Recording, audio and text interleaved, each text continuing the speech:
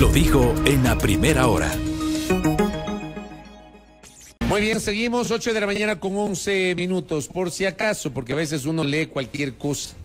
El lunes estuvo aquí la asambleísta Viviana Veloz sustentando el pedido de juicio político.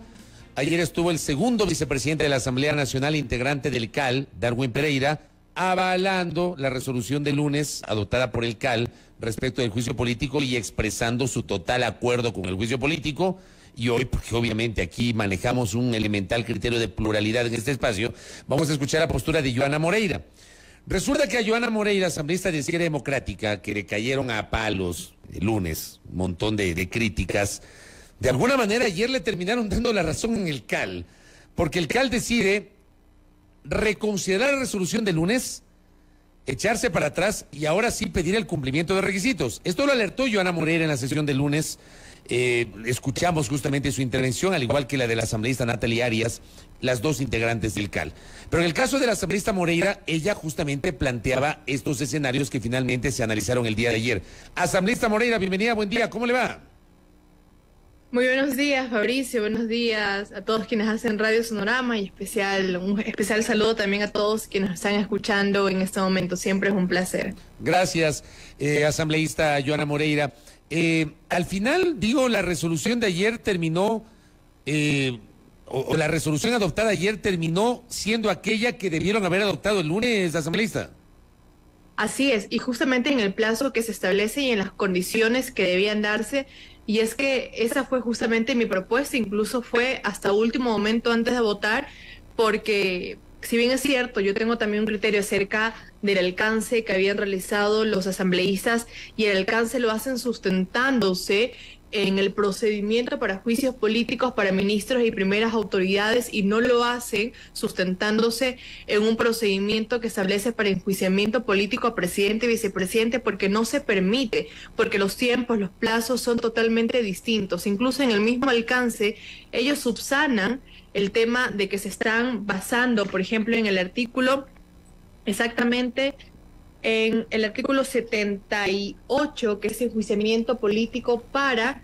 los funcionarios públicos, pero solamente para los que se encuentran en el artículo 131 de la Constitución. Y por lo tanto, si subsanan el artículo 131 por el 129 y subsanan también el 86 por el 78, claramente, ¿qué hacen? Basándose en el artículo 80 nuevamente, que es del procedimiento para ministros y primeras autoridades de las instituciones para realizar ese alcance. Es ilógico y es incongruente el mismo oficio que tiene solamente 2 párrafos. Por lo tanto, lo que correspondía es que se envía a completar para poder subsanar, o por lo menos para que ese alcance pueda ser incorporado en el procedimiento que valía. O sea, me refiero a esa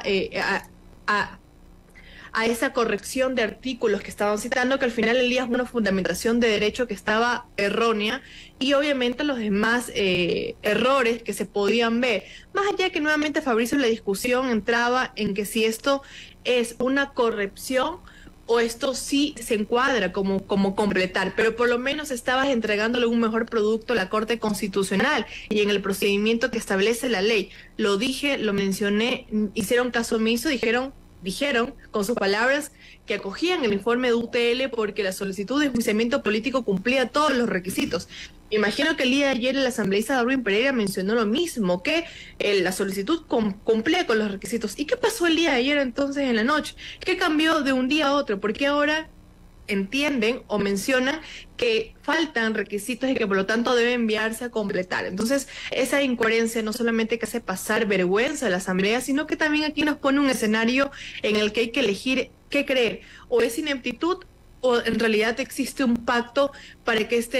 esta solicitud de enjuiciamiento político no pase por la Corte, o sea, no tenga un dictamen de admisibilidad por la Corte, y por lo tanto ellos se quedan lavándose las manos, y al final ¿a quién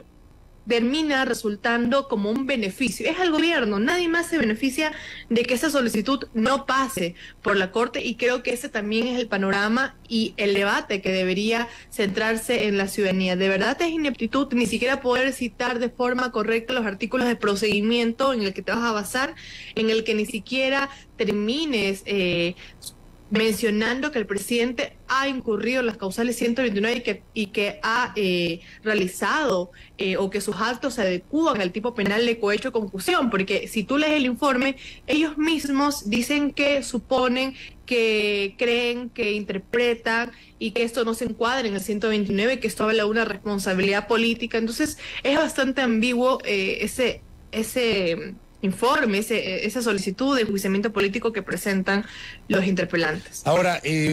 usted está planteando algo que ha, digamos, surgido en medio del debate público.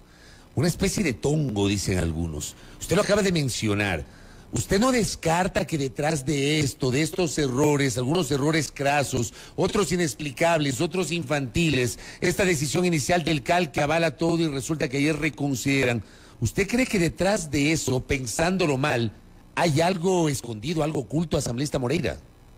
Nuevamente, Fabricio, o es que entre más de 70 asambleístas y más asesores, multipliquémosle por 2 cada uno que tiene, que no puedan hacer un asambleísta y un asesor, o sea, ya nuevamente, o no tienen inteligencia, no tienen conocimiento, o son tan inteligentes para haber armado todo este tongo de manera tan prolija, justamente con todo el rechazo que tuvo el informe, el rechazo por parte de la academia, el tema también de citar mal las normas, de tenerles incoherencias, por ejemplo, de terminar haciendo todo una fundamentación y diciendo de que eso no es para encuadrarse en el 129 numeral 2, o sea, o son tan inteligentes o son tan ineptos, o sea, no hay otra forma de decirlo. Y nuevamente, ¿por qué ha sido quienes han ido justamente deteriorando incluso la opinión de lo que se ha generado acerca de este juicio político? Porque ya no hablamos, cuando hablamos de juicio político del presidente, ya ni siquiera nos estamos basando en si el presidente cometió cohecho, peculado o no. Ya ni siquiera hablamos de ENCO, ya no hablamos de las empresas, hablamos, cuando nos referimos al juicio político, hablamos de los errores y de los horrores que tiene esa solicitud. Entonces, todo el debate que debía centrarse en la responsabilidad que podría tener un presidente o no en estos delitos ha pasado ni siquiera a segundo plano, sino a cuarto, quinto plano, y todas las discusiones se han hecho con la academia, con base al derecho, a jurisprudencia, a la decisión que pueda tomar la Corte o no en relación con estas situaciones que se han visto. Y nuevamente, no porque la Corte debería fallar de cierta forma o no, pero al parecer estos asambleístas que han firmado como ponentes en este juicio político o posible juicio político que se pueda dar,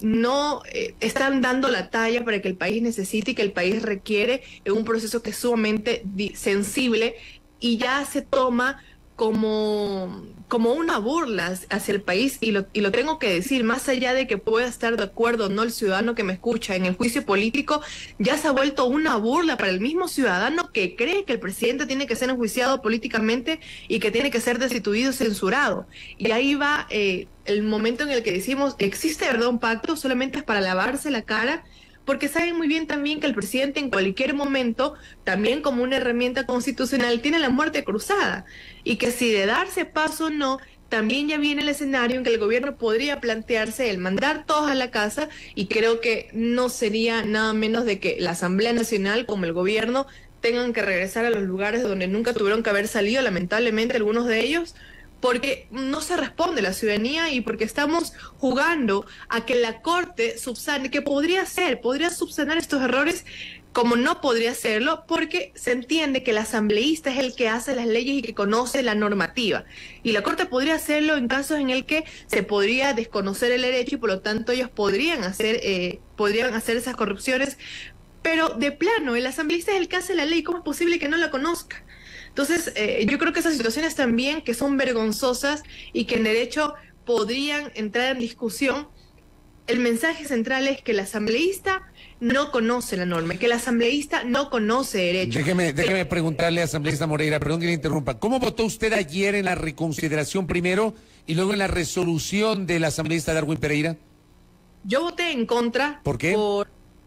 el artículo 88, al criterio personal, y que lo comparten algunos abogados porque justamente lo he revisado y porque lo debatimos, y antes, Fabricio, de nosotros, y hablo nosotros como Partido Izquierda Democrática, tomar una decisión o hacer un pronunciamiento,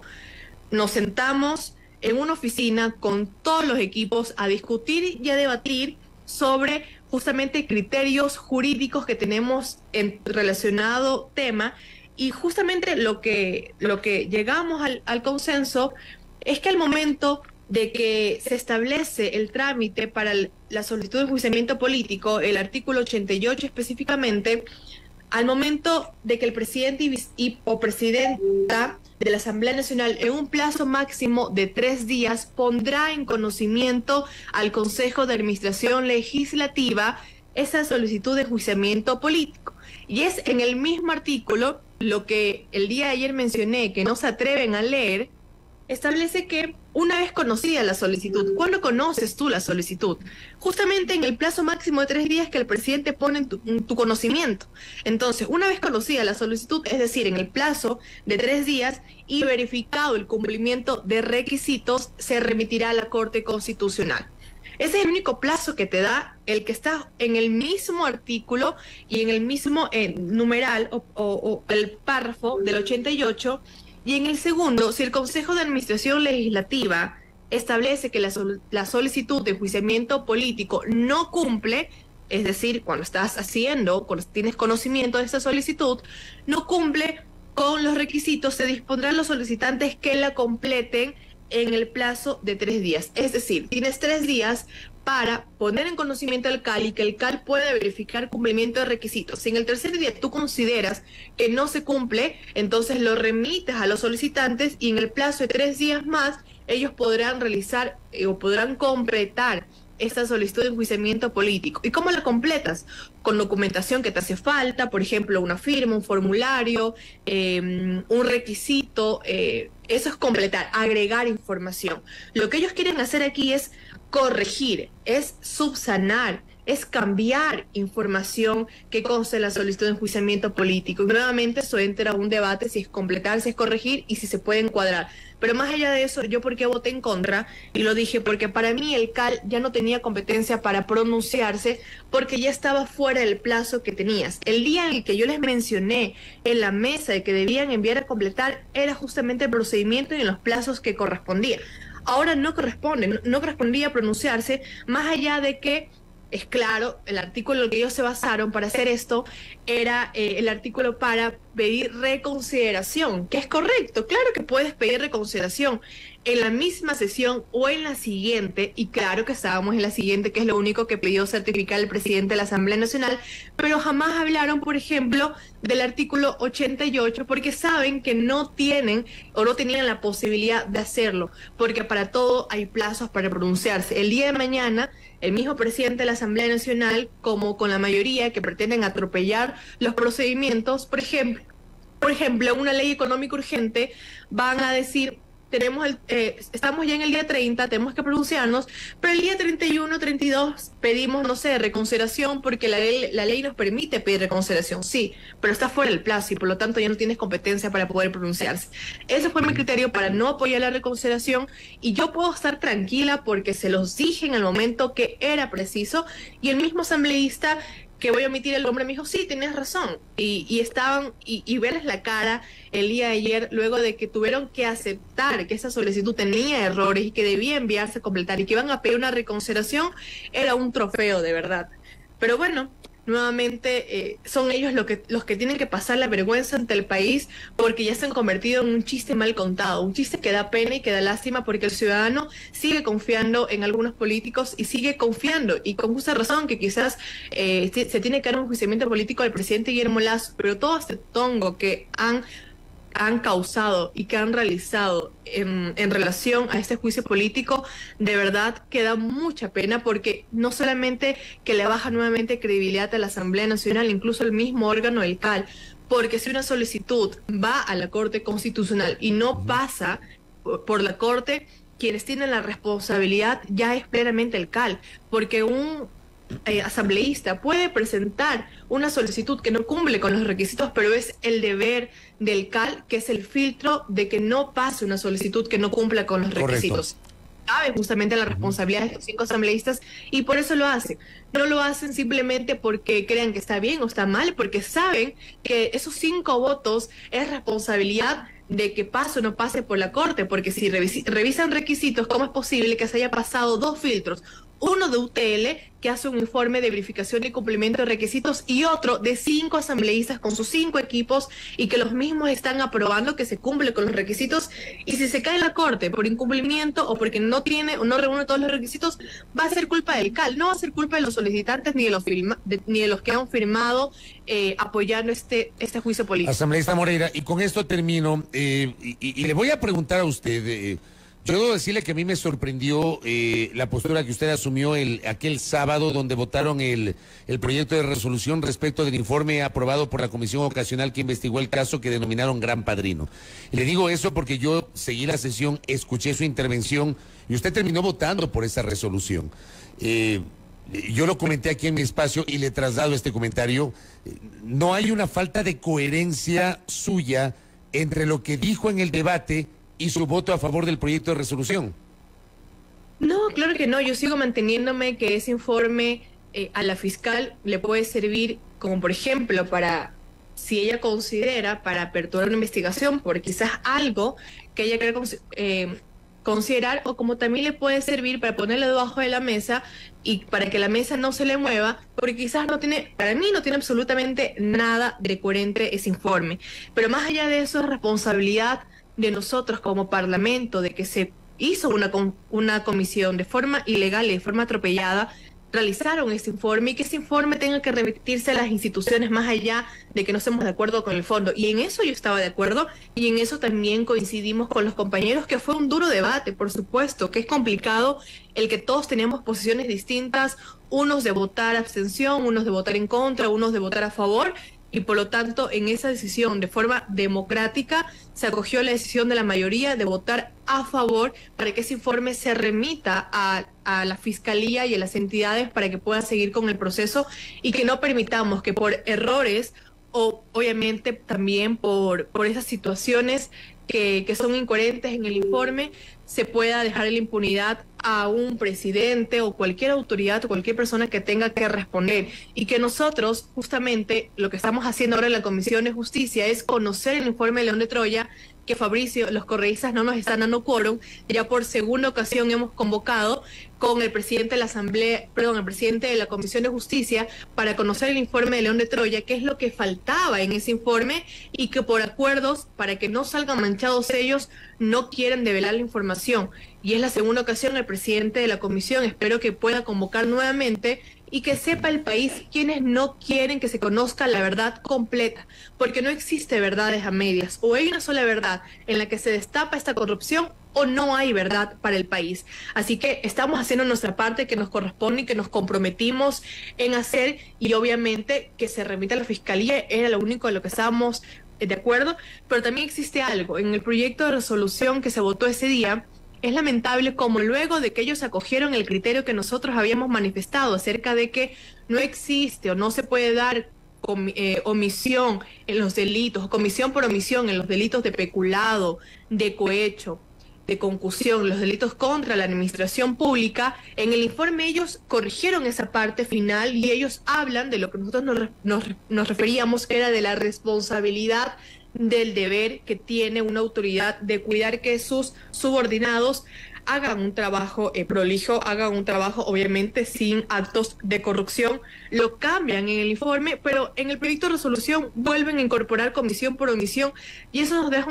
un mal sabor. ¿Por qué vuelven a insistir por situaciones que saben que jurídicamente no son viables? Nuevamente, nuestras críticas van, nuestra posición fue política, pero mi decisión, y como lo discutimos el día de ayer también con los asambleístas, es que mi posición en el CAL siempre ha sido técnica. Incluso con proyectos de ley de compañeros de la bancada que no han cumplido requisitos, hemos tratado de que puedan ser subsanados y que UTL pueda dar acompañamiento para que un proyecto como este no pueda pasar y luego sea desechado en la comisión. Y por lo tanto, el criterio en el CAL es técnico, por ser un filtro de la Asamblea Nacional, por ser un órgano administrativo, y por lo tanto creo que los pronunciamientos políticos no caben, porque nuevamente sería mi responsabilidad también si eso se cae en la Corte Constitucional, y por lo tanto yo he mantenido mi criterio, mi posición, y mi votación ha sido en relación con esto. Ahora, si esto pasa de la Corte, pues entonces tendremos que analizar todos los argumentos, todas las pruebas, y va a ser también el partido y la bancada quien tome una decisión acerca de lo que se pueda ver en el Pleno o no. Pero eso no se ve reflejado en este momento en el informe, y usted lo puede quizás conversar con asambleístas, incluso de las mismas bancadas que apoyan y respaldan esto, que no están de acuerdo. Entonces es nuevamente esa sensación de decepción que nos dejan, porque le siguen vendiendo a la ciudadanía algo que no existe. Asambleísta Moreira, valoro su gentileza en conectarse con nosotros y atender esta entrevista. Que tenga un buen día, muy amable. Muchas gracias, Fabricio, que tenga un excelente día. Lo propio, gracias a Joana Moreira, asambleísta de Izquierda Democrática, integrante del Consejo de Administración Legislativa CAL, con su postura respecto justamente de la resolución adoptada ayer. Primera plana, todas las noticias, todas las voces.